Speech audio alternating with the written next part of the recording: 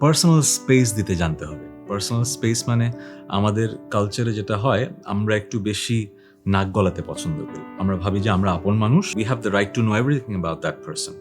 বাবা মা হলেও ভাবি, ভাই বোন হলেও ভাবি, বন্ধু বান্ধবী হলেও ভাবি, আত্মীয় স্বজন হলেও ভাবি, কিন্তু এটা উচিত না। আমার বোঝা উচিত যে সবারই প্রাইভেসি আছে।